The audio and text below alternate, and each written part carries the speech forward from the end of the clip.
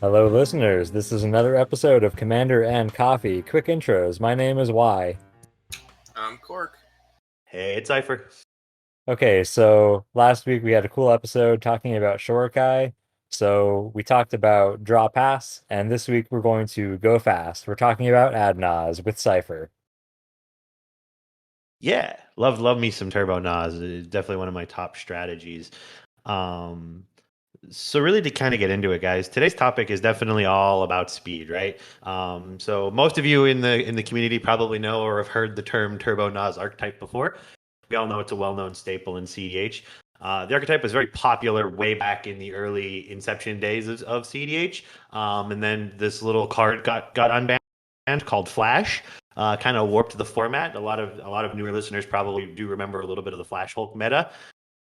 Since its banning, though, we've definitely seen a resurgence of Turbo Nas. Thanks in part to a couple of newer printings, one of them being Thassa's Oracle, again, the boogeyman of the format. And then the latest new addition to the archetype, Cody Vociferous Codex, really added to the Turbo Nas strategy. The take we're going to talk about today is a little different. Typically, Turbo Naus strategies are kind of in the Grixis colors, using red and black for their rituals, plus blue for a little piece protection. I'm not looking to do that to play that protection game today.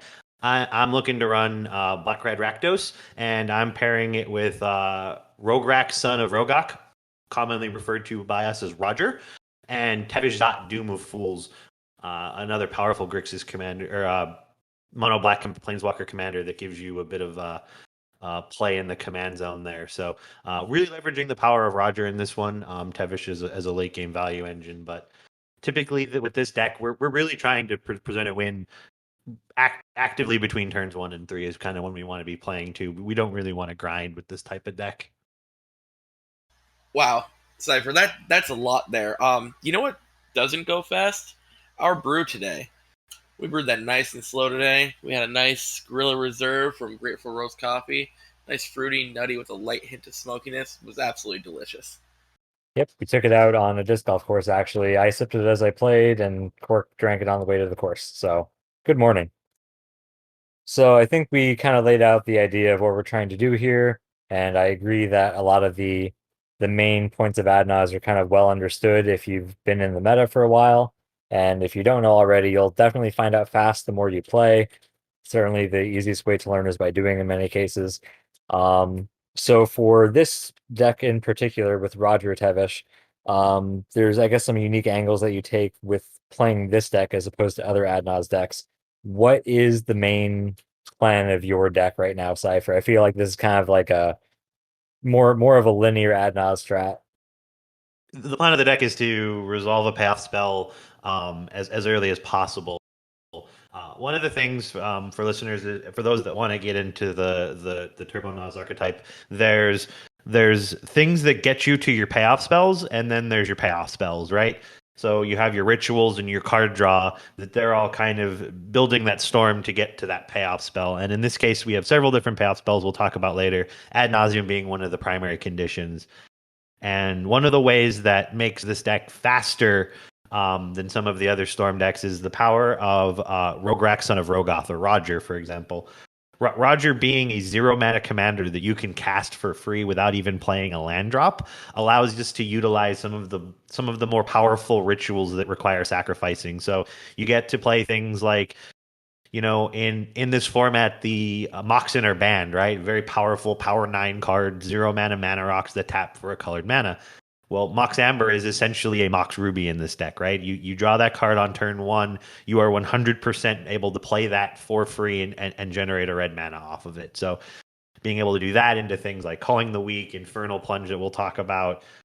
You have Paradise Mantles, Springleaf Drums, all of those quick, low cost effects that help generate mana off of a 0 mana commander really help you kind of push to that magic number of 5, 6, 7, sometimes even 8 mana that you may need in a single turn cycle in order to facilitate that powerful ad nauseum, peer into the abyss, etc., style of play.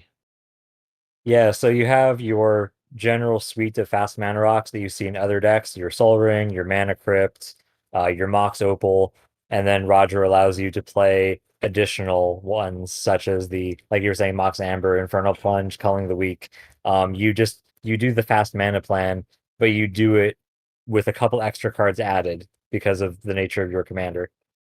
Yes, we play the standard suite of fast mana, and then we ramp it up to 10 by adding like 15 more. And you also have a late game way to abuse those effects with Tevesh as well, because your +2 is making 2 tokens, which are amazing sacrifice outlets in the late game. If you've already sacrificed your Rograkh once, instead of paying 2 to recast and sacrifice, now you have some available sacrifice outlets in the late game if the game does go longer than expected. Yeah, that's the power of our other commander Tevesh, right? Is you can't expect in every single game to cast a turn one ad nauseum, have it resolve, and then the world is your oyster from there. People unfortunately play blue, and people unfortunately don't want you to win every single game. I know it's ridiculous, but that's a fact of a cEDH table. So in that case, having a 5 mana with very low mana requirements at only 4 and a black CMC commander in your command zone, Tevesh Szat is so powerful. Another line in this deck list that we'll talk about, we get into in the kind of the stratagem, is just casting a turn one Tevesh puts a lot of pressure on the table, right? If you're in first seat, you cast a turn one Tevesh, that table is going to have a lot of trouble because that thing can get out of hand very quickly, and then its ultimate is basically like casting a big Ad Nauseam, taking all of your opponent's commanders completely away from them, putting them on your side of the board is just a backbreaking issue. On top of the fact that with our Roger being a 0 CMC commander, Tevesh basically reads as a +1 draw 3 cards off of sacking our Roger, and that's something in this type of deck I'm okay to cast Roger for 6 and sack him just to draw 3 because drawing cards is so powerful, and being able to get 3 cards off of the guff whenever you want from sacking Roger is pretty great. Yeah, it seems like you have a very clean label on each of your commanders. You have Rograkh with the Plan A label on it, and then we have Tevesh with a very big Plan B label on it. If you can't do the main fast ad nos combo, then you can really lean into the Tevesh value. Yep, and that's sort of the two plans, right? Plan A, storm off fast, get that Roger, get that rocking and rolling, and if it doesn't work, switch over to a Tevesh Szat grind plan. I mean, and you'll see as we get through it, a lot of it's determined by pod, position at the table, and mulliganing. But some of the times you have all that mana and nothing to do with it. Well, Tevesh Szat's a great resource to get out with all that mana and then start grinding some value. So, kind of looking at some of the cards, I know we talked a lot about the various cards and kind of what we're doing. Looking kind of at the win cons of the deck list, there are several really powerful ones. The first one being Ad Nauseam, like we talked about. Generally the mana requirements of this deck are pretty low to the ground. Not a lot's going on. As far as average mana. So we're averaging about 1.38 without Ad Nauseam in our deck. So we're pretty low to the ground as much as we possibly can be. We do have some big expensive pass spells that hurt when we hit them, but genuinely, when you cast an Ad Nauseam on turn 1, turn 2, you're finding a win, or at least setting up for a win here. Our other big payoff spell is Peer into the Abyss. Ad Nauseam number 2 in some cases. Really lets us draw about half of our deck, and there can find a win. So they're the two kind of primary core win conditions of the deck list, I would say. Not true wins, but will facilitate those wins. So, Cypher, we seem to have talked a lot about, the stratagem of, Tevesh, Roger, ad nauseum, but what are some other strategies aside from ad nauseum? So other ways that the deck can facilitate win cons outside of the ad nauseam peer. There are several clean lines. One of my other favorite cards, which is a pet card, it's seen in most Roger Silas decks. I'm very fan of it. Some people don't like it. Is Bolas's Citadel, which in this deck version of the deck list does facilitate a win off of Sensei's Divining Top and then Aetherflux Reservoir, which will let you just kind of do that manual storm and then machine gun laser beam everybody down. But Bolas's Citadel in and of itself is just a powerful card in the deck list. Being able to, you'll see as we talk, this deck is very light on lands. I think I'm on 26, and I think that might be too many as well, even for my taste. I think I want to be pretty low to the ground with this deck list. I really only want about 1, maybe 2 lands in my hand, and I don't want to see another land the rest of the game. So really having that flexibility to pay life in order to cast more spells and generate that storm off of the top is very powerful. The other most expensive card we have in the deck list that we use as a win is Rograkh the Foul-Blooded. A lot of you may know Rograkh from other deck lists. It provides massive amounts of tutor chains, but as you know, it usually requires a creature sacrifice. Well, again, we have one of the best creatures to sacrifice in Rograkh, Son of Rograkh, in our command zone, being that 0-drop commander can come into play and for 2 life sacrifice and go and find us tutor chains from there.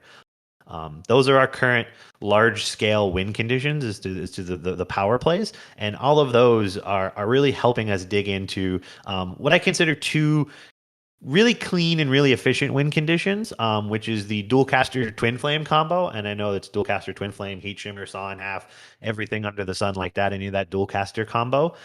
It's our cheap creature, non-creature A and B combo, similar to blue decks playing Thassa's Oracle, Demonic Consultation. And then obviously we're in red, so we are going to utilize Underworld Breach to our advantage and be a breach strategy with several different ways to win in this deck, whether it be a Lion's Eye Diamond Wheel of Fortune combo, a Grinding Station plus any mana positive rocks. We are on Stitcher's Supplier with Culling the Weak, which is another avenue to generate it.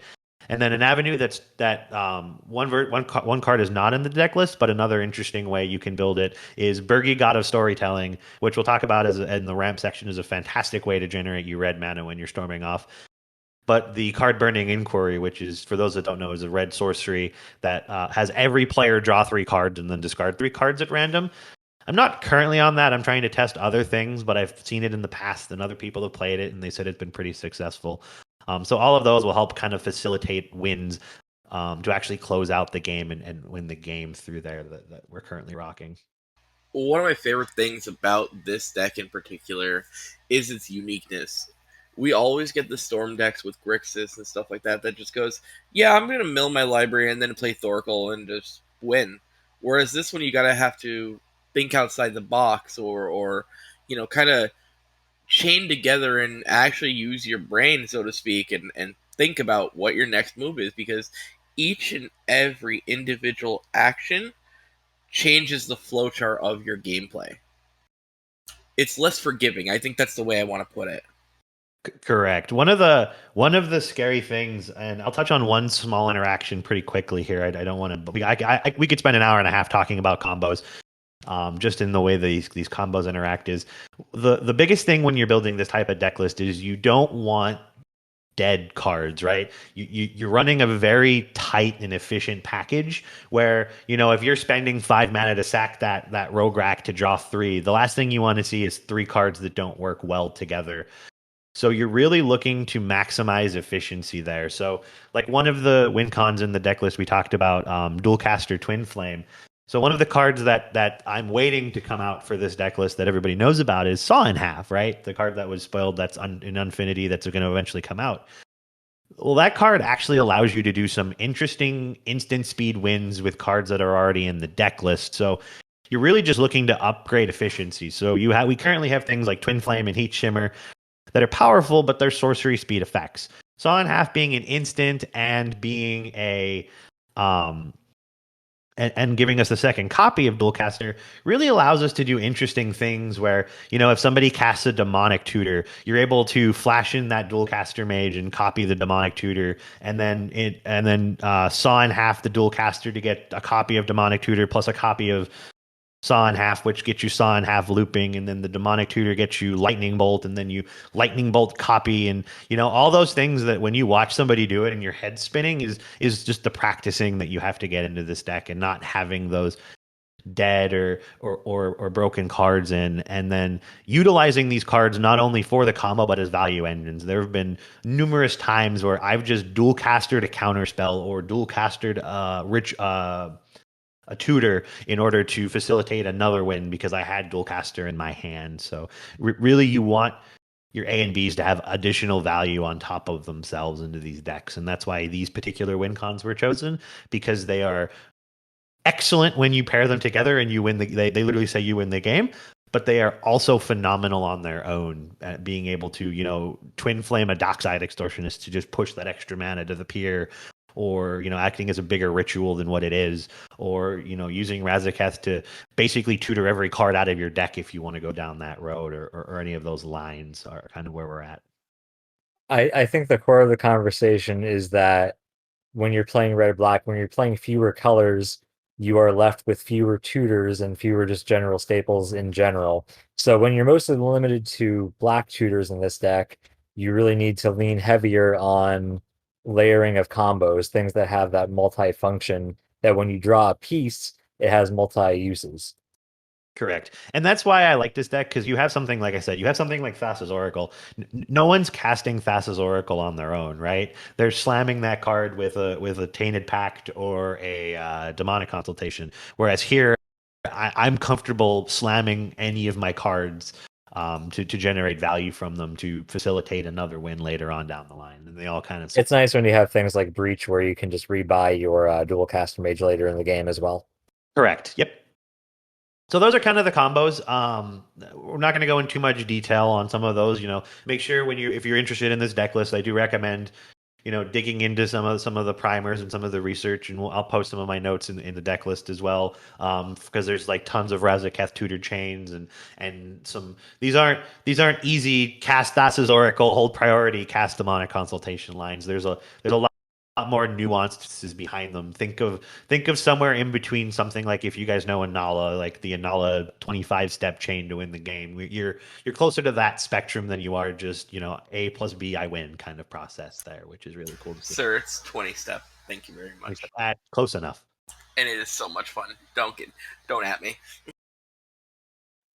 So I think this is the part of the podcast where we take our foot off the gas a little bit, talk about interaction pieces, talk about what to do when there is something obstructing your primary win con, talking about removal and stack interactions. I think there's an inevitability. There's some reality checks that you have to make. Sometimes you have to answer problem permanence. What are some of the things that you're currently looking at in that line? Unfortunately, I can't just go as fast as I want and win the game. I'm really looking for stacks pieces that are multi-use modal spells. So something like a braid is very on the radar for me. Pieces of interaction is Shatter Skull Smashing, right? It's a dual modal land, so it can be a land if I need it to be, but it is also, again, a form of board wipe for creatures that I just don't want to see on the board that are causing me headaches. Other options, some people may consider that aren't in the deck list. Deadly Rollick's a good one with a 0 mana commander. It's pretty free exile effect. The 4 mana is a little rough for an ad nauseum deck. Slaughter Pack's really good. The non-black clause is kind of annoying on that one there. But one I really wanted to touch on is, I'm playing Fire Covenant, but I highly don't recommend Deluge. While it's fantastic, having to pay large chunks of life is really powerful. With Fire Covenant, I'm not looking to remove the entire board. I want to kill the card that's causing me problems, which is typically 2 or 3, and move on with my life. And I want to keep my board around if I need to for reasons. I'm not trying to completely reset the game. That's slowing me down more than it's helping me. So I'm not the biggest fan of Deluge in this particular archetype. And I feel like if your opponent is going to resolve 8 hate bears, then you already have quite an uphill battle to fight regardless. Correct. Looking at stack interaction, some of the bread and butter things we have are deflecting SWAT. Obviously, again, really cheap commanders we're trying to get on the board, so free deflecting SWATs are always great. We're in red, so we're playing Pyroblast and Red Elemental Blast. And then we're in red with low mana value cards, so we are also going to try out Ricochet Trap as another great tool to help kind of alleviate that win. Some people are on Defense Grid. I'm going to go ahead and say I'm not on it right now. The reason being is because 2 mana is a lot. While it does sort of help lock out the win, if you do get stopped, you have no interaction, and you are letting the table basically be free to run, because now everything else is gridded up for the game. I'm not designed to facilitate passing the turn with a defense grid, so I just don't want to be in that situation. I'd rather have the higher probability that if I do have to pass the turn because I got stopped, I can quickly rebuild and get back into my game plan than ensuring other players can piggyback off of my grid and do powerful things. You talked about your speed limiters and the things that slow you down. What about your speed boosts? Okay, so for ramp, I talked a lot about this. I just want to bring up a couple of cards that are really powerful in the deck list. On top of the Mox Ambers, Springleaf Drums, Calling the Weak, Sponges. Some of the neat ones in this deck list. We are playing Burnt Offering, which at first looks kind of weird, right? It's really bad with that 0 mana Rograkh, but it's really good with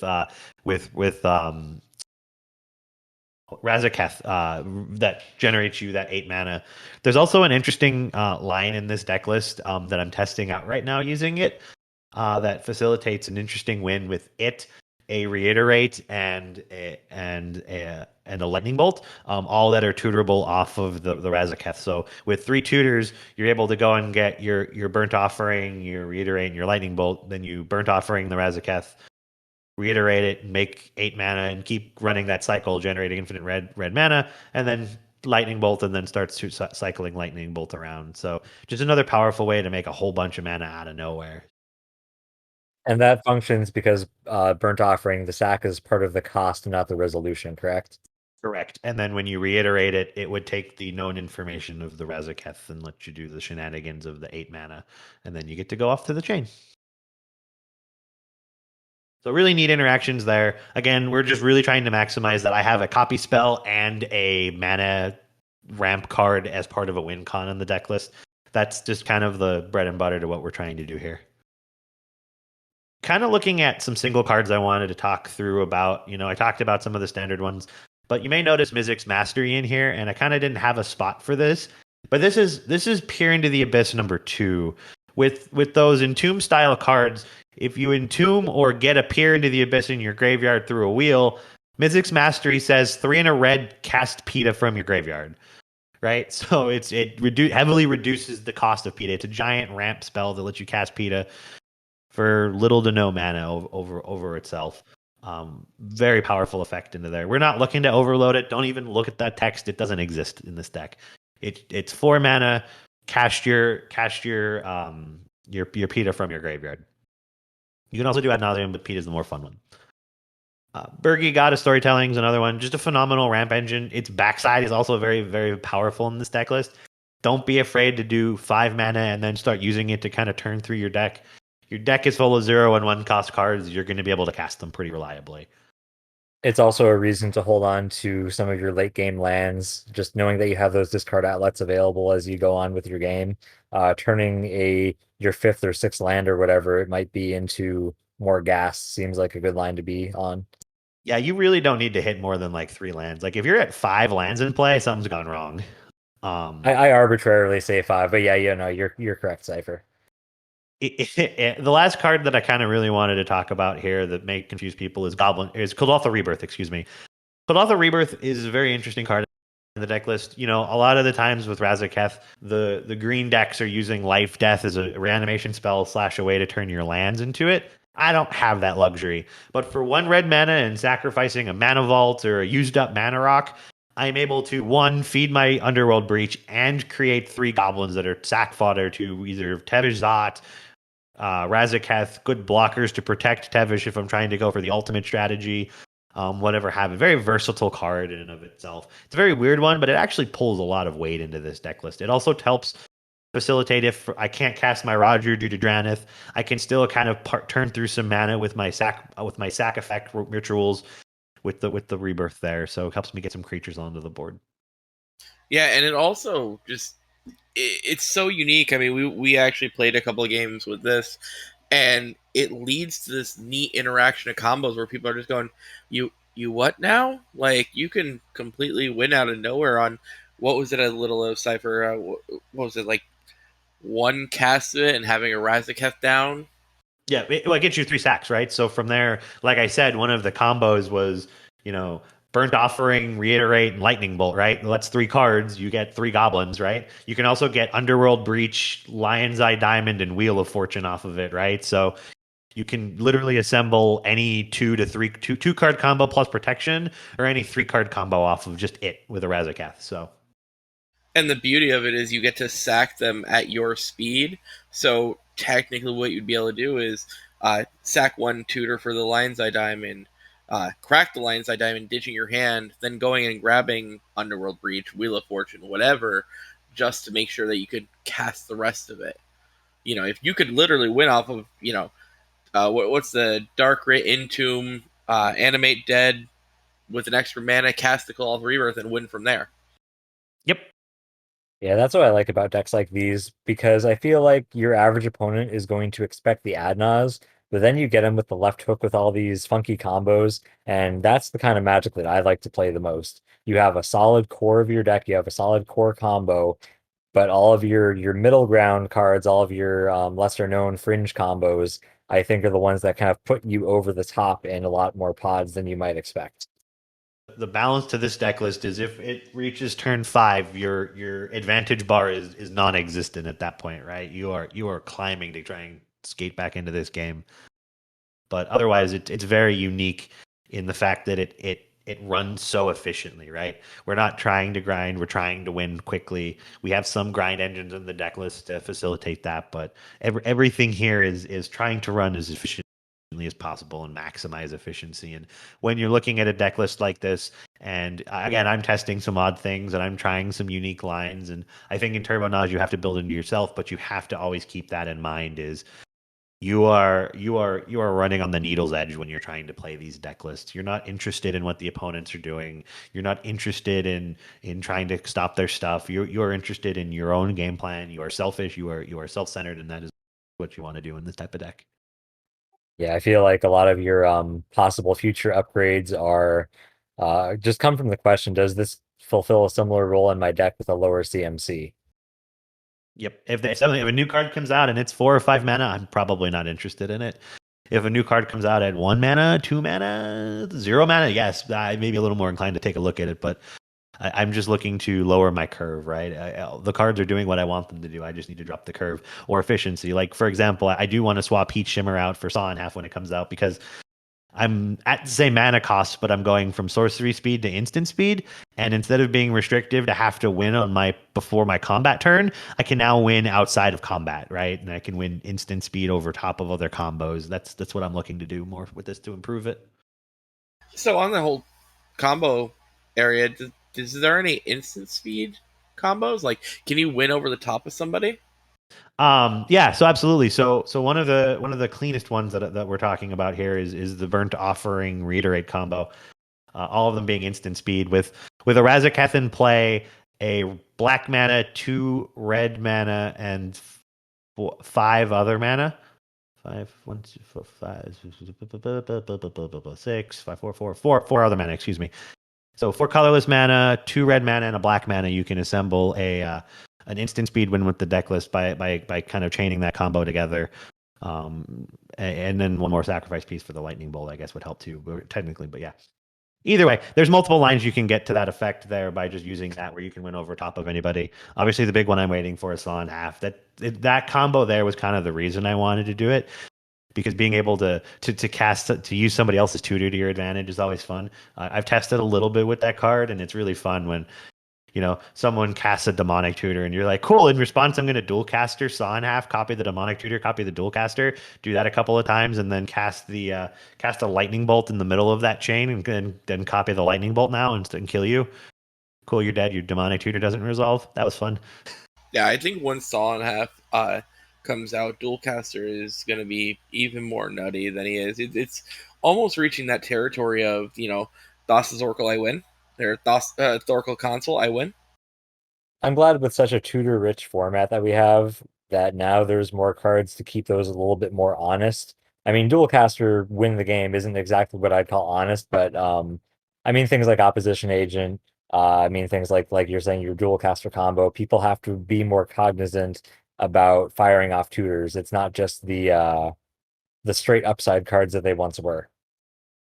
So now that we talked about some combos and everything like that, can you see this setup, in Roger Tevesh being any other type of roles, like aside from fast combo? Can you see it as a stacks deck? Can you see it as a mid range deck? I personally like it's in Rakdos. There's other, if you want to turn into a stacks deck, I think that Mogis would probably be a better stacks variant of it, or I'm sure there's probably one that I'm forgetting, but you know, Mogis is the first one that pops in my mind. Yeah, I mean, for this variant, people can prove me wrong. This is a fast combo deck through and through. But the commander, Roger Rograkh, Roger kind of facilitates you to play fast, right? He's not. We ain't. No one's trying to do fair things with a Roger in the command zone. So I don't think there's not a lot of grind potential. Tevesh Szat's powerful. Don't get me wrong, right? The ultimate's great. The ultimate's good, but again, Tevesh Szat, if you've played it or played against it, you guys know it's not a commander that comes down and everyone goes, it's just a Tevesh. We'll let it alone.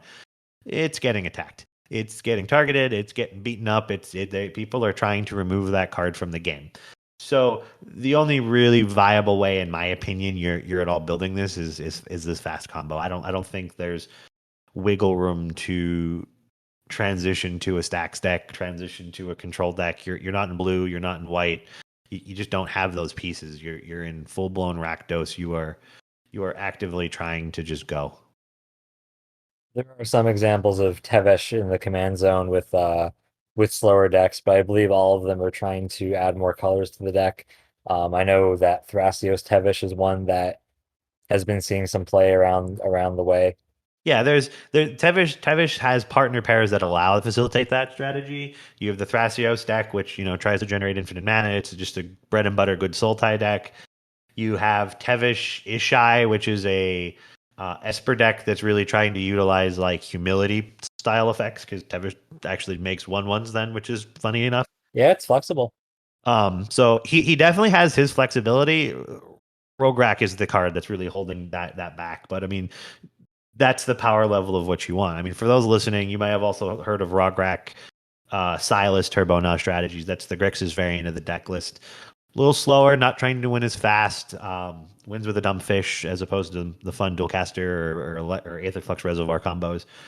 But no one cares about Silas Ren in that command zone. He's useless. It's Roger that's pulling the weight. Having two castable commanders is a nice upside to your list, Cypher. And not only that, it's not only if you go long with it, it's not just your commanders that you get to access to. You get access to everyone else's commanders too. Yeah, like I said, I won a game the other day where I mulled down to like 5, which we'll get to mulligans in a second to hear people. And I had all fast mana and nothing else going on, but I was fortunate enough that I was in first seat and I was able to resolve a turn 1 Tevesh Szat. And nobody had creatures, so I was able to get that guy up to his ultimate. And then once I got the ultimate off, I took like Timna, Nigila, like it was ridiculous. I just took their commanders, and the game was over at that point, right? Their decks lost their ability to play with their commanders and had to fight through all the synergies that their random commanders had paired with each other. So it was kind of gross. Yeah, people don't. I don't want to say the word people don't respect the Tevesh ult, but like they also don't realize how much everybody relies on their respective commanders. A lot of times, a lot of these C decks like Nagila, like Timna strategies, they're reliant on their commander for value for stuff. So what happens when the commander's not there? That's why Draenus Magistrate seems to be such a boogeyman. The last neat thing too that's fun for our listeners when you're playing Tevesh is this is the big brain play that you'll get your table if they're not aware of it. Is his ultimate is obviously a -10, which is a lot, but he comes in at 4 and he goes up 2 if you start going through thralls. So on average, you're looking at about 3 activations before you're ready to get the ultimate off. But what it says gain control of all commanders, put all commanders from the command zone onto the battlefield under your control. The neat thing here is if you ult him at 10, he would go back to the command zone before this effect resolved, which would put in a brand new Tevesh Szat into play because it includes your own commanders. So then you get your Roger, and then you sack your Roger, and so not only did you gain all of their commanders, you then sacked your Roger to draw 3 cards as well for -10, and it goes up to 5 now. You reset him to 5. It's absurd. Like it's such a game backbreaking engine if you can get to that point in the game. And unnecessary secret text. You go turn 1 Tevesh, make 2 thralls, and then they follow through by which I don't know why you would do that because it says draw 3 cards on it, but you could. And then they drop a whole bunch of creatures in the board, and you're like, all right, well, they're going to be beating up Tevesh. It still has draw a card on it until they finally kill it, and they're not dealing you damage because they need to kill your Tevesh in a deck that plays ad nauseum. So it's I was going to say, win-win. And let's not forget, if they're playing to the board to answer your Planeswalker, they are not holding up as much removal or answers to an Adnaz on the stack. So while they're answering your plan B, you can be gunning and waiting for your window to go ahead with your plan A. Correct. Tevesh is the biggest red herring you can put on the board in many cases. Yep. Just a couple of shout outs before we move on. Obviously, this deck is my brew and our take on it, but Turbo Naus has been a very powerful archetype.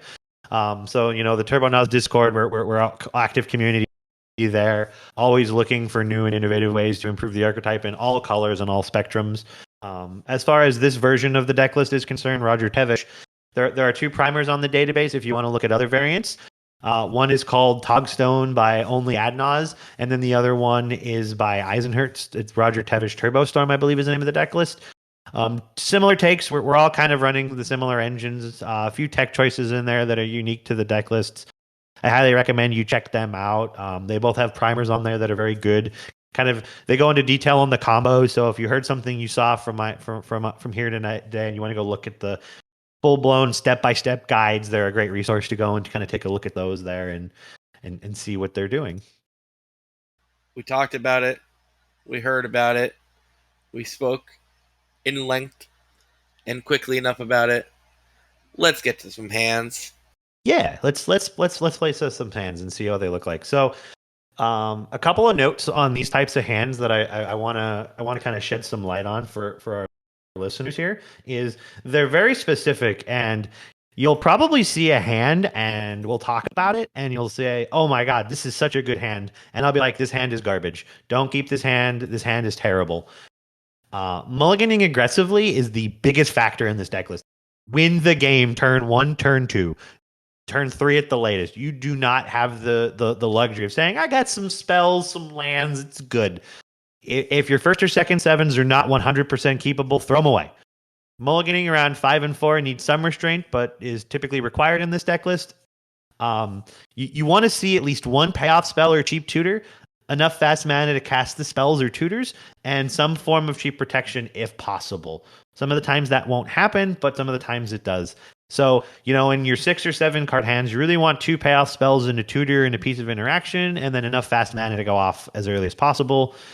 5 or 4, 1 payoff spell or tutor, and then enough fast mana. And then 3 or lower is really when you're looking, and you do mulligan that low, is when you're really looking to get some refuel for the hand. So any wheel effects or get to that 5 mana to throw that Tevesh Szat into play. If you're looking to build this deck, buy a second pack of card sleeves. Yeah, you were gonna shuffle a lot. Get ready for Carpal Tunnel. So how we're gonna do this today is I'll read off the hand. I'll let the rest of the group kind of talk through their thoughts, and then I'll kind of come in and tell us we're wrong. and tell them whether they're right or wrong, and go through the motions there. So our first hand here is Deflecting Swat, Demonic Tutor, Reiterate, Grinding Station, Fire Covenant, City of Traders, and Polluted Delta.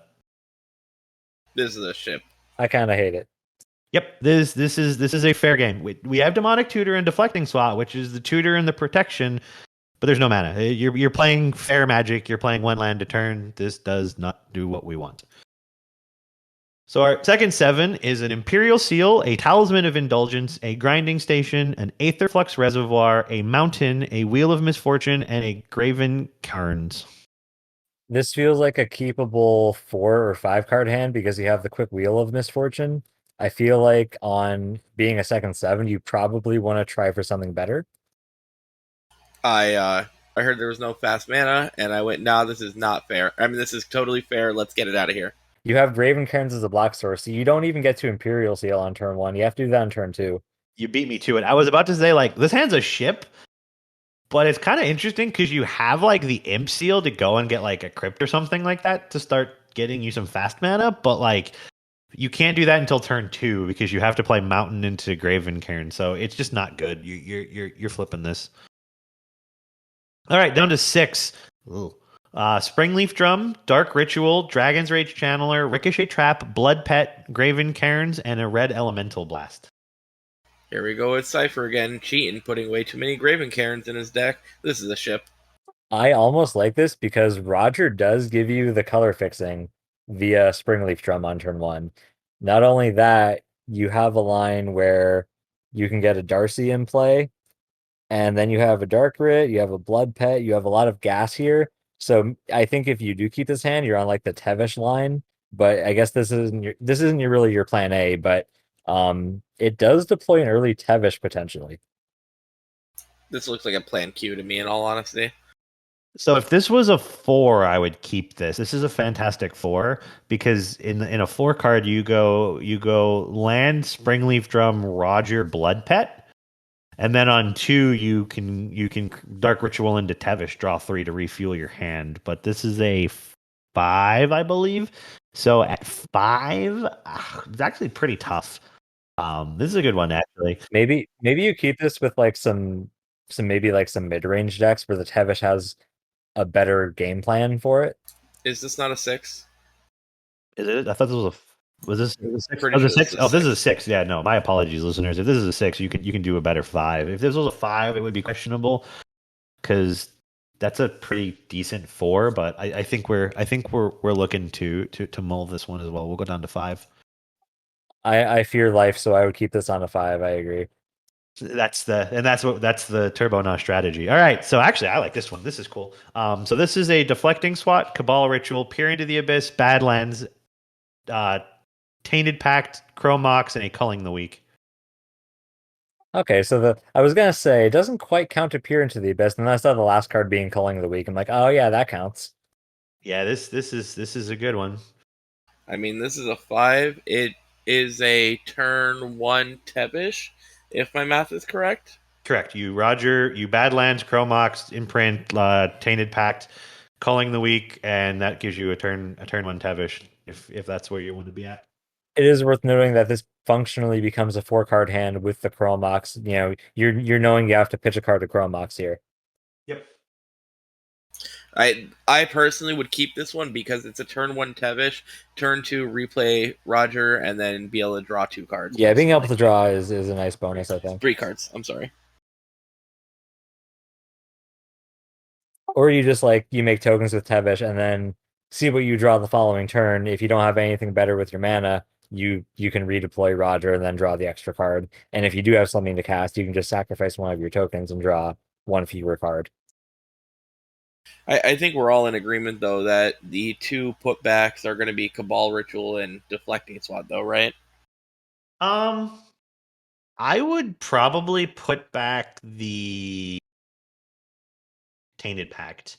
I'd rather keep the Ritual in my hand because it's still a black pitch card to Mox, but if I hit something better where I can explode my mana even more, I would rather have the Ritual in my hand than the Tainted Pact.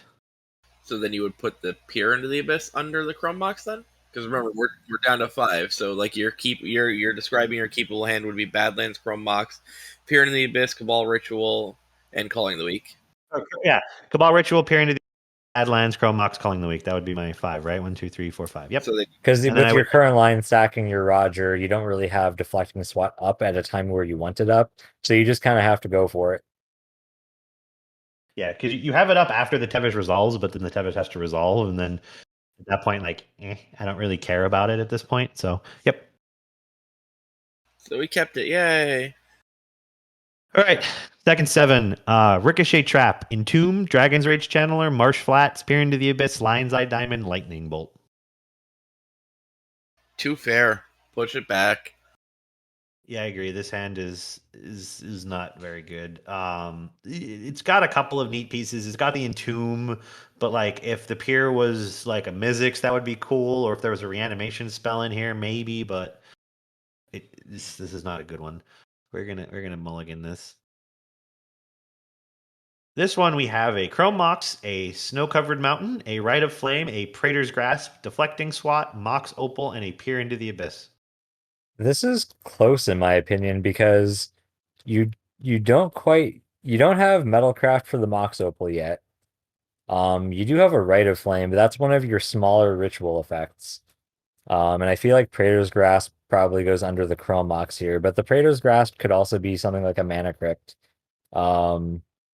I don't know if it's quite fast enough. If you're expecting an opponent to be on something like a Dark Ritual or a Culling of the Week, maybe you keep this hand, knowing that the Praetor's Grasp can maybe get one of those fast rituals. So I think this hand is kind of deceptive. It looks like it's like so good and stuff like that, but personally, I don't think it does anything. You are sitting there hoping and praying that you're gonna hit another land drop because you don't even have a black source in your hand except for Chrome Mox, and you got to get rid of two cards, one of which that could potentially be a win condition, and one of them that kind of is your win condition in PETA. Yeah, overall, I think we can do better. Yeah, this hand does nothing. This hand literally does it looks like it does stuff, it doesn't do anything. This hand does the nothing. So this one, ooh. So this one's a Stitcher Supplier, a Wheel of Misfortune, a Mox Diamond, an Entomb, a Dragon's Rage Channeler, a Lotus Petal, and a Culling the Week. Mox Diamond, zero lands is hilarious. Yeah. Nope, put it back, put it back, put it back, put it back. All right, so this next hand we have is an Imperial Seal, a Ricochet Trap, a Reiterate, a Swamp, an Abrade, a Gamble, and a Blood Pet. I don't even want to talk about this one. No, This is our 6, right? Is this our 6? no, this is our 5. Or 5. Ooh. We are on the wheel plan. This one could be good. I see a reanimator hand. This one's a Wishclaw Talisman, an Arcane Signet, a Lion's Eye Diamond, an Animate Dead, an Entomb, a Dragon Rage Chandler, and a Polluted Delta. I'm just going through in my head how this actually plays out here. So this is a 4, correct? Clearly, we're tossing the Signet back, we're tossing the Darcy back, and tossing like Wishclaw Talisman back, keeping what? Keeping LED, Animate Dead, and Tomb in the land? I actually think that we keep the Polluted Delta, Darcy, Entomb, and Animate Dead. This one the toss back is tough. You're 100% keeping Animate Dead, Entomb, Polluted Delta. And then it kind of depends on the pod. If you can get away with it, Wishclaw is a great backup plan. And I like keeping Wishclaw in the sense that, like, if you hit the land off the top, right? You for the mana source off of the top to get the combo going.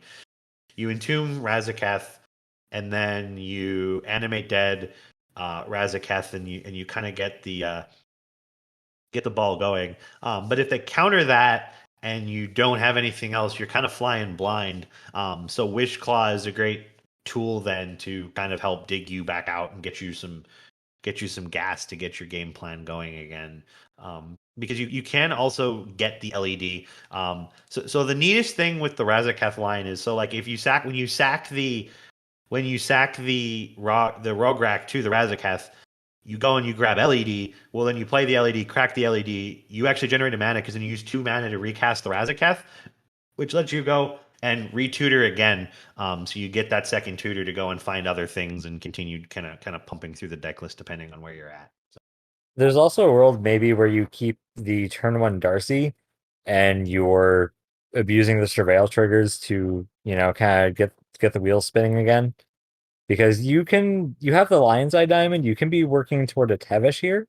Yeah, that was the other line I was looking at, right? Because you can go, you have if you ignore the rest of your hand, you have effectively 4 mana on your first turn, right?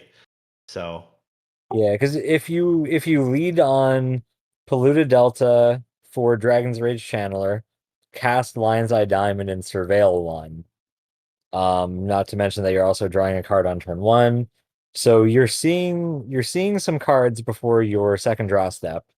Because you also have the option of entombing on upkeep if you don't like your first surveil trigger.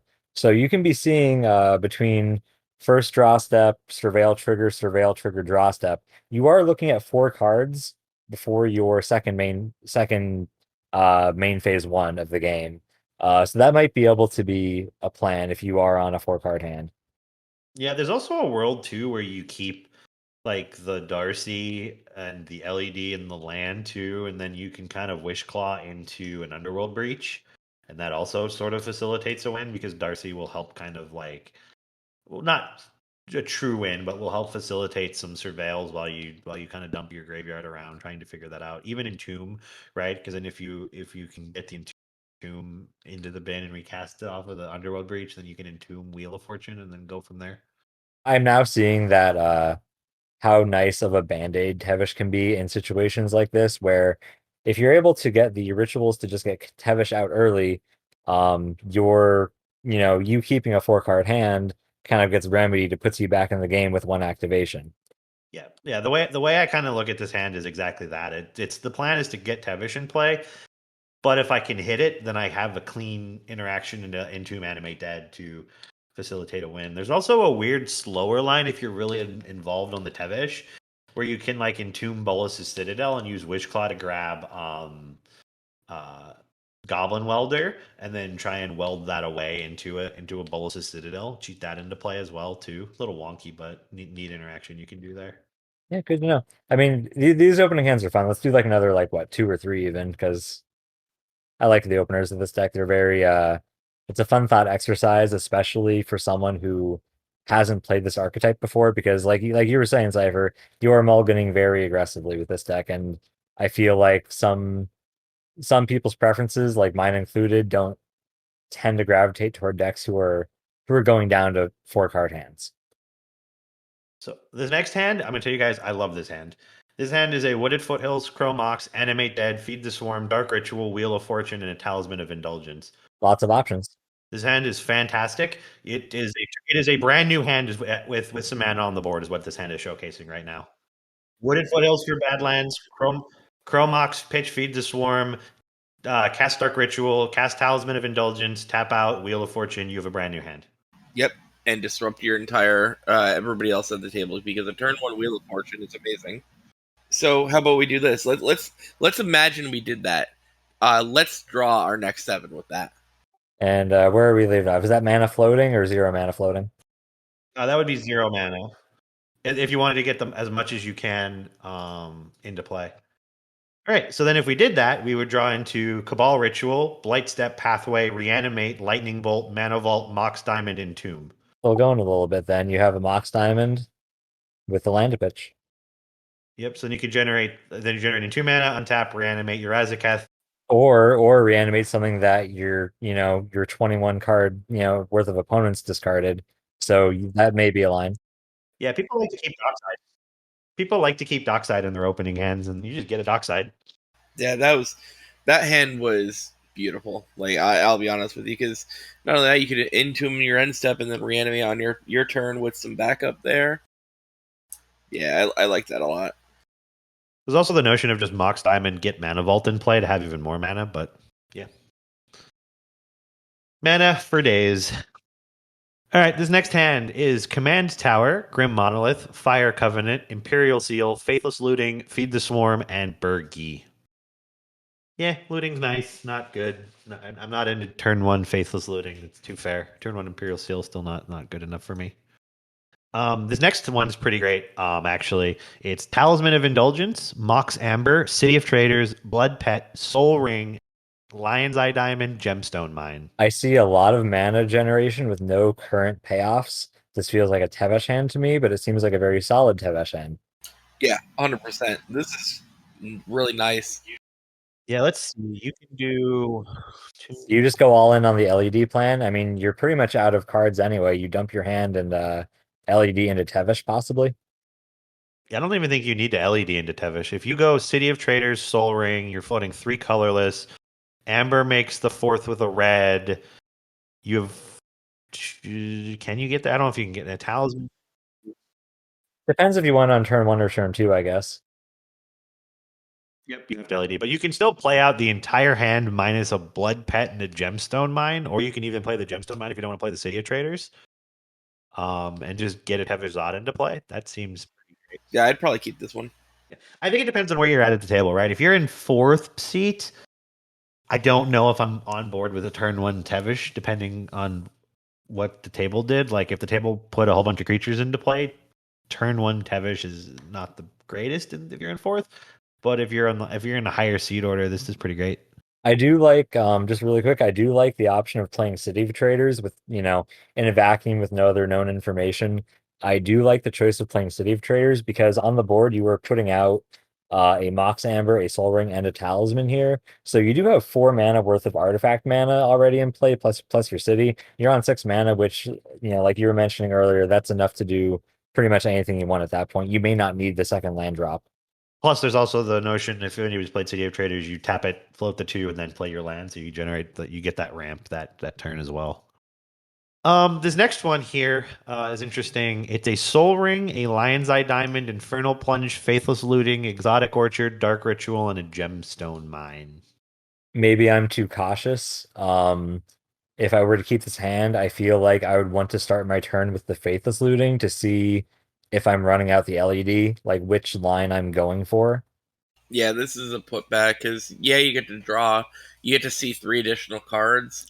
It's because, correct me if I'm wrong, right here. Basically, the line if kept this would be Gemstone Mine, play Roger, Infernal Plunge Roger, cast the Soul Ring, cast the LED, cast the Faithless Looting, see where we're at from there. That's the problem. You just said it. See where you're at from there, right? That's a tough sell for me. Right. I'm not the biggest fan of this one in particular. For that, If that Dark Root was almost anything else, I might be more inclined to keep it. because again, Faithless Looting is a great discard effect if I'm trying to fuel my graveyard for something. But in this hand, like I'm not I'm trying to draw out of it, so I'm probably mulliganing this hand and trying for it. I do like that you get to turn 1 Faithless Looting, and then worst case scenario, you do have turn 1 Tevesh. Yeah, both of those are true. The thing with this deck though is there's some of the times where you need to Do better than turn 1 Tevesh. yes. Our mulligan then, bringing us to 6, would be a Diabolic Intent, a Goblin Welder, a Blood Crypt, a Mountain, a Ragavan, a Skirk Prospector, and a Polluted Delta. This is what we call fair and balanced magic, as Richard Garfield intended. Ship it. Yeah, it's tough. You do have Ragavan and stuff, which is cool to help kind of generate some mana, and you do have an intent, but like there's a lot of lands in this hand. I feel like if there was a faster way to have an Entomb online, the Goblin Welder hand is pretty cool because you have a Ragavan to make a treasure to sacrifice. Yep, I agree. All right, this next hand is down to 5. Is a Deflecting Swat, a Bolus's Citadel, a Mana Crypt, an Imperial Seal, a Verdant Catacombs, a Wooded Foothills, and a Mizzix Mastery. I feel like this is a hand with more payoffs than ways to get there. So I think I see a line. It's going to sound a little weird, but hear me out. The 5 you keep is Mana Crypt, Imperial Seal, Verdant Catacombs, Wooded Foothills, Mizzix Mastery. Correct. You seal for Entomb and you win the game. Yep. Okay, cool. I'm glad I'm on the same line. Seal for Peer into the Abyss, and then you get the turn 2, what's it called? Brain just stopped. Turn 2 you seal for Entomb and then it'd be turn 3 PETA. Turn 3 PETA. It's turn 3, but this does have a turn 3, which is again the latest we want to be at, but still a win condition in the time frame we want to be, where you seal for Entomb. But yeah, this is a turn 3 win off of going for an Entomb into a PETA for a Mizzix Mastery line there, which is pretty cool.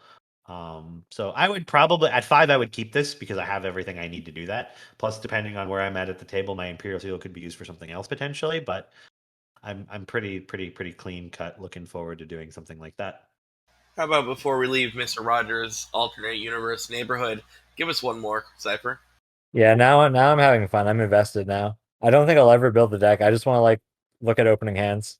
That's the entire deck. To be fair, you just you look at your mulligan and you go, "Do I win? Okay, here's the turn cycle I win at." The ad nauseam experience.